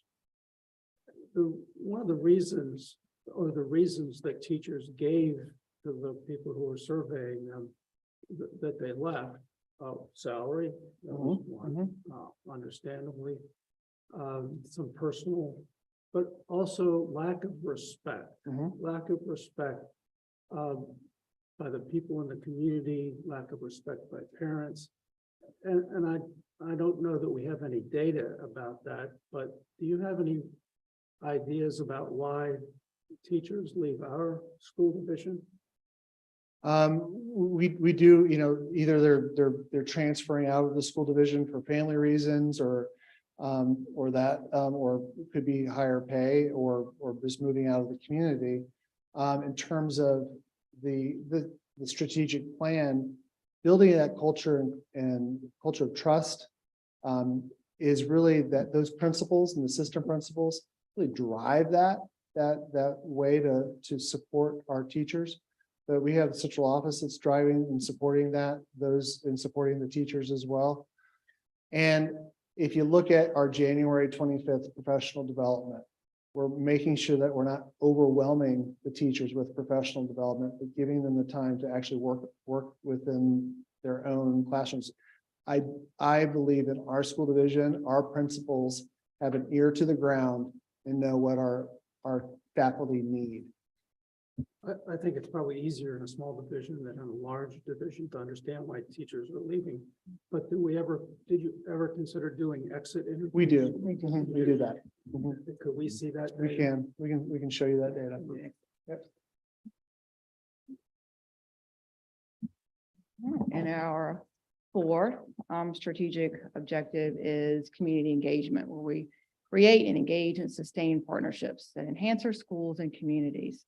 And so if we're looking at expanding student volunteer opportunities and transition services, so what we would do is monitor community-based opportunities that we already have going on, and then surveying both our students and our community partners, because when there's a partnership is two ways, and we're both should be getting benefits from that. So we, the school division, are getting, with our students, are getting a benefit from what the connection that they've got in the community, but our community members and partners need to be getting a benefit from that also. So it's collecting that data, analyzing that data, and then finding out from our students also, what is it that you're interested in, which takes conversation with our students to see what they may want to try or what they may think they have an interest in. And so then trying to determine how can we establish an opportunity there, whether it's a short-term or a longer-term opportunity for any of the businesses and things that we have going on in our community. So strengthening communication channels with the schools and the families and the community. This kind of tied into your question, led into this, and the last one that I was presenting on. And so it's evaluating what we're using right now, our communication methods, whether that's print or social media. We depend on all of that a little bit. I don't think there's any one method that's the best method. And when we're trying to reach both families that are technology savvy or the ones that still pick up the newspaper and read the newspaper. And so we recognize that there's an expanded effort that we need to have there. We're also even looking at, there are some programs that can help streamline that. And so as we look at whose responsibility is this in the division to get all of this covered, we've been a little bit scattered in that. And so trying to pull that together, but there's not one person that can have that just as a sole role is to the communication piece and getting things out there. So again, some of what we've done is look at whether it's an app that combines it all and streamlines it. That's a purchase that we make. Might be the right thing that we look into to make sure we're looking at all of those communication channels there. And so that's part of how we would look into making sure that we're meeting or following what we've set as our community engagement strategic objective. And so that is an overview of our mission and vision, our core values, our outcomes, our strategic objectives. There's more specifics, like we said, to the plan that we're finalizing a nicely designed product. I can tell you that graphic design is not a strong skill set for me. And so we fortunately have been able to partner with the Donovan Group, who's helped us kind of put all of these pieces together and come out with some products that you will see more of, not just in the slideshow presentation, but what we're able to communicate out, what we'll be able to have in our schools. As Dr. Bishop said, we're tying that in with our recruitment strategies and making sure that that's all aligned. And so some of the words that you all picked up on in that mission back in August, you're going to see throughout within our schools and how we're communicating. I also wanted to thank Dr. Bishop. He's been very patient with me as we've worked through this process, and we would talk and I would give him the ideas of what I thought and what I liked and what I thought needed to be tweaked. And sometimes it was down to a word, and he would go back and he would work on some things and then come back. And so it's been quite tedious, and we have had lots of people involved in it who have given us some great feedback. But we're happy to answer any more questions if you have any other questions this evening. I want to thank Dr. Seitz for leading this effort, and she's done a great job of slowing me down and making sure that I think we have a good balance. We've been a good team. We've been a good team on this. Yeah. Excellent job. It takes teamwork. Great It takes a lot of teamwork. And next we have the 23-24 school calendar draft. Full calendar draft. So you have a copy in your packet. You've got a copy here. I'm going to walk you through some of the things before we actually look at the calendar. So this has been, we sent this out right before, or actually the day we came back from our holiday break in order to receive feedback, which I'm going to give you an overview of what we've received there. And this was a part of the survey that went out on things to take into consideration. So some of that may be changes to what the current calendar looks like. A lot of it is very similar. Teacher in service starts for everyone on August 9th. New teachers would return earlier that week. And then the following week is professional development. And then the first day of school in this calendar is August 21st. There are 3 professional work days built in. Some of that would be dedicated workday time. Some of that would be dedicated professional development time. Parent teacher conference, just like this year, we've got that scheduled on a Thursday. Thanksgiving break is also 3 days like it's been. We made that change actually when we were, I think it was the 2020-21 school year. We moved from a half day early release on the day before Thanksgiving and made that a full day. When we switched out Oyster Festival the year that there wasn't an Oyster Festival. And we've kept that in there. Winter break is a little bit different this year because of the where Christmas falls. And so you've got that calendar in there, and I'm going to refer to it also next. Early dismissal on Friday, March 29th. That actually is Good Friday. All of the school divisions in the region, we've stayed with the first week of April as spring break week. That's worked nicely for all of our programs. It's kind of set. Everybody knows when it is. It just so happens that for the 23-24 year, that is the week following Easter. It just happened that way. And so Friday, the 29th, we marked as an early dismissal for everyone. This calendar does end on Friday, May 31st, with graduation on Saturday, June 1st. So that's the calendar. Like I said, you have that in your packet. You've been able to look at it. For the calendar survey, we had 63 comments, and over half of them were, it looks good, it looks great, I approve of what you presented, thank you for asking for our feedback. There were some more comments on the January workday, so I think that's something that we do need to look at. There were requests. So right now it's on the 29th, which is closer to the end of January, with the start being August, I think it was the 21st. The first semester ends January 12th. So there was some feedback on, could we have the workday closer to the end of the first semester? Or could we have the workday on January 3rd? And so there's a holiday break and then a workday to come back. Some teachers put that in the survey. I did have a grade level that reached out and said, it's really, really hectic leading up to Christmas. And could we have that time to help us plan better? So I do think that that's something to take into consideration on moving where that workday is in January. There was some feedback on the Christmas break. Like I said, it's a little bit funky, I guess I'll say, just given where the Christmas is on a Monday. And so we looked at going to school on the 18th and 19th and then staying out through January 1st and 2nd. That's a 10 school day closure, which is what this year was. This year was also a 10 school day closure. It doesn't back up to as many weekends like that. So there was some feedback on looking at taking the whole 18th through the 1st off. If you did that, that's 11 days off instead of 10 days off. So we'd have to go back and find another day somewhere. This is a 177-day calendar, and that's the calendar that we're currently operating on. There were some questions about, so in the current year calendar, August 9th and 10th, which is teacher work days, we allowed those as flex days, which meant that teachers could come in a different time during the summer, work on their classroom and have that documented, and they didn't have to report on the 9th or 10th. And so that has been asked for this. I will say that there is not a decision on that, and that should not be planned on, as that's automatically going to happen.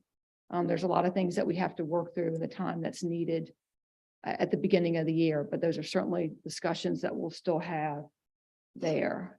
And then the other few comments were, I still want a calendar that ends before Memorial Day. And so this year, Memorial Day is very early. So a calendar that ended before Memorial Day would be ending on May 24th. It puts, you've got to talk about when graduation is, but so that's, if that's something that's important to the board, we could certainly look at that. It does mean an earlier start. You can't end before Memorial Day and just give up 4 teaching days. And so if that's the most important thing to everyone in a calendar, then you're looking at a start date of August 14th, or you give up 4 days during Christmas break, or you give up spring break or things like that. There are only 3 professional days built into this calendar once school starts. And those are, they're very much needed. They will be kind of designed as workday time and professional development day time. It could be even, we've met with our math specialists and our literacy specialists, and could be that we look at building into more half days kind of strategically placed throughout the calendar and use those, maybe one as a PD day time for a couple of hours for programs that we have in place that we just need to provide training for, an additional workday time also. So there were a couple of comments that still thought August 21st was too early of a start date.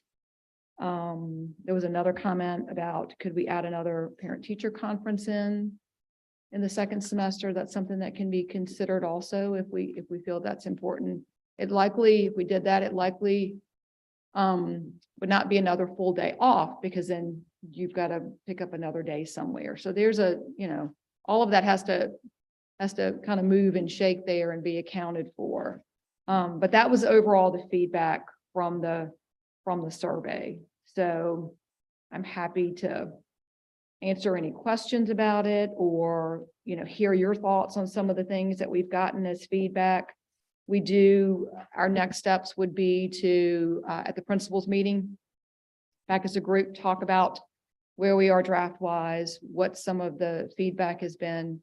Our superintendent's advisory committee meets at the end of the month. And so we'll have those where there's teachers from all three schools represented, and paraprofessionals also. And so we'll talk also about what the draft looks like and what the feedback is. And then the plan is at the next school board meeting in February to bring you a calendar that you can approve. So again, I'm happy to answer questions or hear any of your thoughts on the draft. I have the thought about the second semester parent conference, because we used to do that. Mhm. So if not necessary for the whole system, is that when teachers bring parents in? Or today, of course, with all of your emailing and communication in that way, am I assuming that it wouldn't be necessary because of the daily communication that goes on? So both of those, you're right on both, is that there really it shouldn't be that we're waiting on parent-teacher conferences to have conversations with parents. And so there should be regular communication. We did always have I feel like it was November-ish, maybe October, November. And then we always used to have a beginning of February time, we would have another parent-teacher conference. And so if both teachers and parents feel that that's needed, certainly we could build that back into the calendar. But I follow that with saying that should not be the only time that we're communicating with families either. Lots of times I think our experience is that lots of participation at the first one, and the second one was more for I'm specifically asking certain parents to come in and let's schedule this time. So it would give that dedicated time for meetings.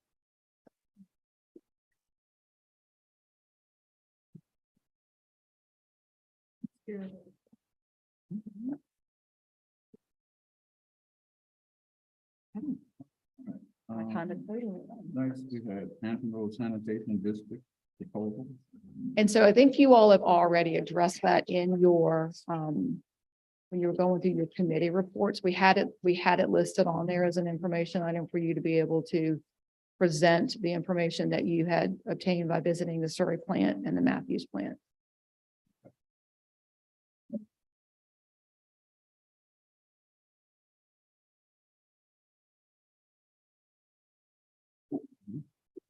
At this time, the floor is open again for public comment. Got anything, Larry? You're the only public.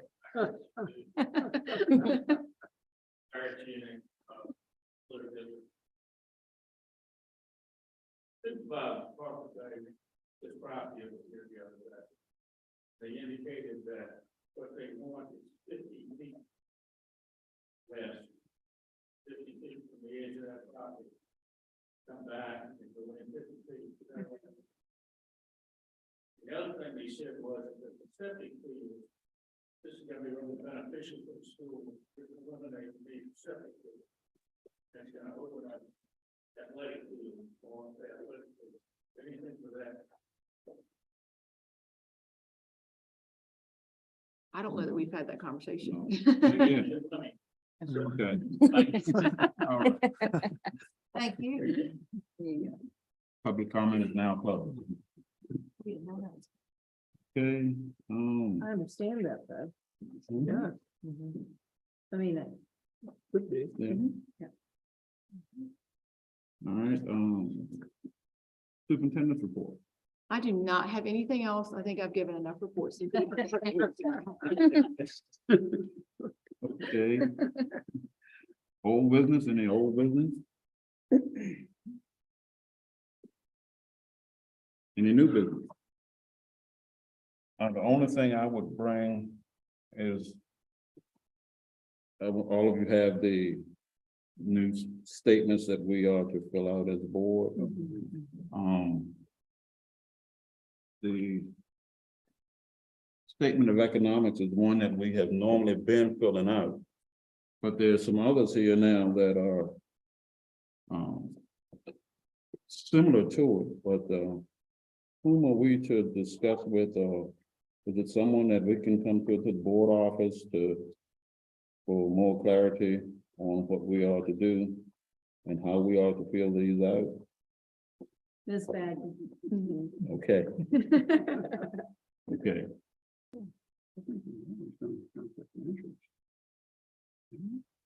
Have we done conflict of interest in the past? I don't, the one that we've been normally doing is a statement of economics. Yeah, but I think we also done, maybe it was incorporated in. the It same may have been form. incorporated in the same Yeah, maybe, yeah. form, I'm not sure. but I'm not sure. That's why I'm asking. Yes.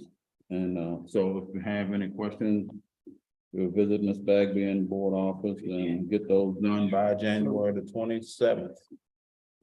Right? Yep, I'll be texting Ms. Gia. Yes, sir. All right, and That's right.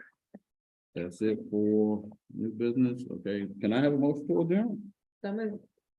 Second. All in favor? Ah. Motion is still carried. We are now adjourned. That's up. Oh, yeah. And by the way. Virginia, North Carolina playing ball night. Whatever. You got 30 minutes.